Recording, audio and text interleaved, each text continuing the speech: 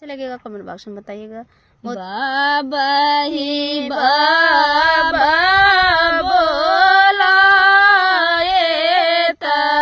बाबा नाही बोलाई बाबा नाही बोलाई बाबा तेरिया जा घर से निसारईता जैसे जला बाबा दरिया घर से निसारईता जैसे जला मच्छर माई ने माई बोलाएता माई नाही बोलाईता माई नाही बोलाई माई धरिया जाई से छिपावाईता जैसे घी उगागरीता जैसे घी उगागर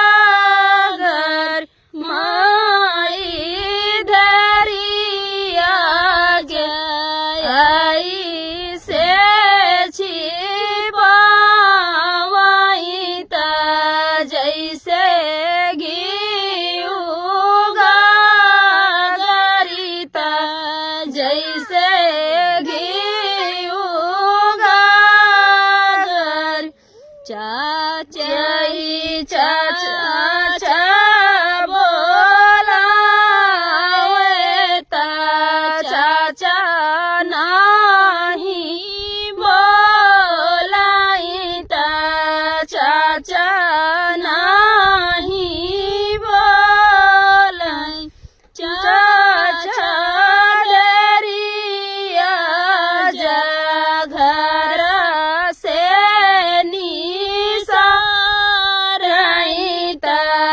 जैसे जला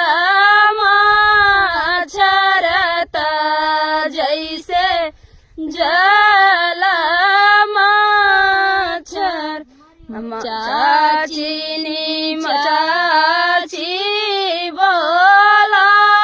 बोलाएता चाची नाही बोलाईता चाची नाही बोलाई चाची धरिया जाई से छिपावाईता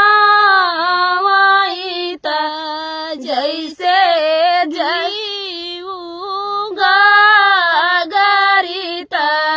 जैसे घी उगागर चाची धरिया जाई से छिपावाईता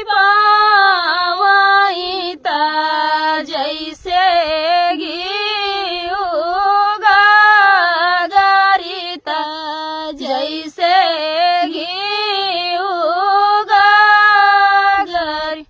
तो फ्रेंड ये था गीत, विदाई गीत, मंडप गीत था। आप लोग को कैसा लगा कमेंट बॉक्स में बताना। फिर मिलते किसी नए गाने के साथ, तब तक के लिए बाय बाय दोस्तों।